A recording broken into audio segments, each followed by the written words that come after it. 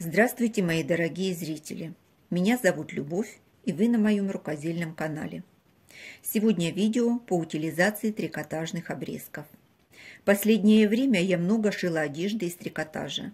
Обрезков собралось немерено. Возник вопрос, как их утилизировать с пользой. Обрезки абсолютно разные. Есть из тонкого бельевого трикотажа, более плотные, трикотаж двухнитка, разных расцветок. А есть трикотаж спортивный, более толстый, мягкий и теплый, но сшить из него уже ничего не получится. Есть трикотаж вот такого плана, он синтетика 100%. Для сегодняшней идеи он не подойдет, пока оставлю, пойдет на что-то другое. После пошива детских вещей остались выпады размером побольше. Их я сегодня тоже буду использовать. Остатки от махровой ткани, она у меня 100% хлопок. Полосочки тоже оставила, все пригодится в свое время. Я шью тапочки, и для изготовления стелек мне нужны стеганые заготовки. Вот беру хлопчатобумажную ткань. У меня она не новая, можно собрать также из кусочков. Это не принципиально, главное, чтобы она была стабильна. Размер беру 32 см на 25 см, чтобы помещались две стельки. Переворачиваю лицом вниз и начинаю заполнять трикотажными обрезками. Кладу первый слой. Обрезки подбираю одинаковой толщины. Заполняю всю подложку.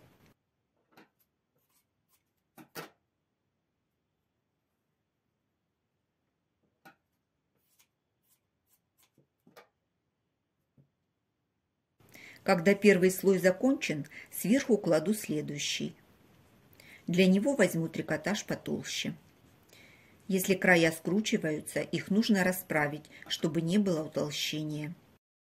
Если не нахожу подходящего кусочка, разрезаю то, что под рукой, и раскладываю, постепенно заполняя всю поверхность.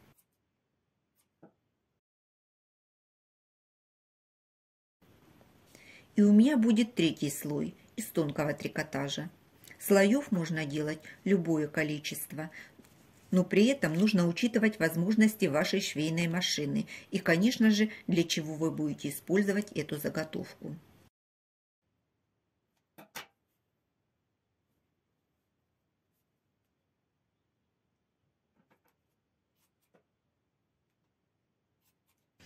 Для меня 3 рядов достаточно. Сверху буду накрывать тканью для стельки. Она не обязательно должна быть целым куском. У меня сшита из 2 кусочков мебельной ткани. В изделии смотрится такая комбинация хорошо. В принципе, мы будем видеть только одну сторону стельки. Скалываю булавками почаще, так как кусочки есть и небольшие, и они ничем не закреплены. Булавок лучше поставить побольше. Когда все булавки на месте, заготовку немного растягиваю и слегка расправляю.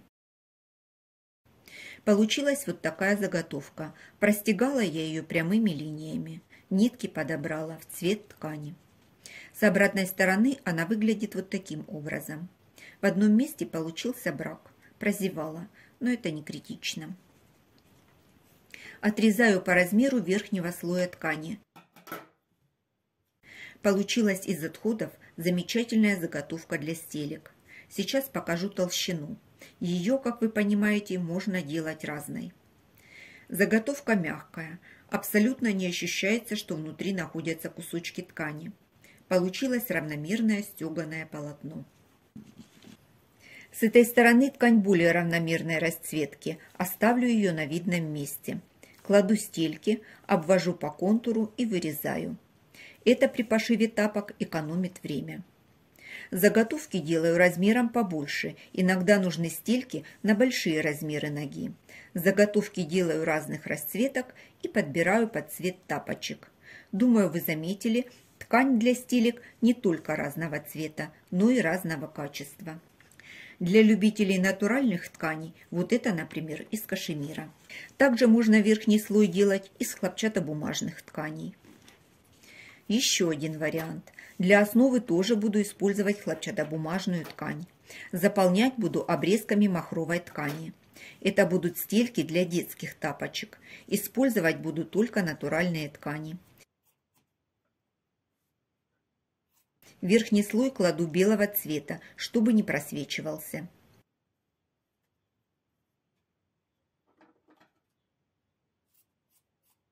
Из цветного трикотажа сшила заготовку. Это будет верхний слой. Простегала заготовку тоже прямыми линиями. Первую строчку проложила в шов соединение, так что оно совсем незаметно. Обрезаю все лишнее, и заготовка готова. Такие я использую только для детских тапочек. Сами понимаете, белый цвет, он очень маркий. В этой заготовке я сделала хлопчатобумажную основу. Второй вариант сделала трикотаж с двух сторон. Внутри тоже махровая ткань. На одной из сторон есть шов соединения. И если первую заготовку я стегала прямыми линиями, то вторую прерывистым зигзагом. Нитки подобрала в цвет ткани. Получились замечательные заготовки. Покажу покрупнее, как они выглядят.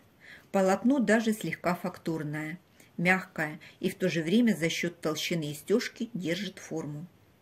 Такие трикотажные заготовки можно использовать для верха тапочек.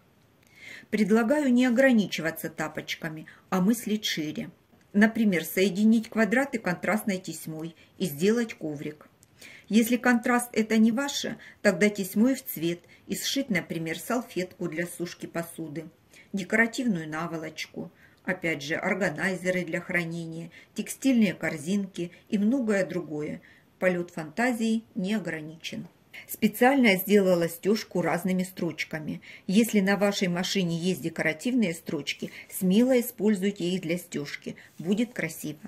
Вот такие заготовки, я думаю, тоже можно использовать для пошива ковриков. Если шить коврики, то заготовку лучше сразу делать двухстороннюю. Почему такие заготовки делаю на хлопчатобумажной основе? Хлопчатобумажная ткань хорошо приклеивается, и подошва держится крепче. Я предложила идею. Не обязательно делать все, как у меня. Добавляйте что-то свое, меняйте, не бойтесь экспериментировать. Думаю, что обрезков у каждой мастерицы предостаточно, и их можно утилизировать с пользой. Жду ваших комментариев, хочу узнать ваше мнение. Может быть, интересные идеи. Делитесь, будем шить вместе. А я на этом с вами прощаюсь. До встречи в новых видео.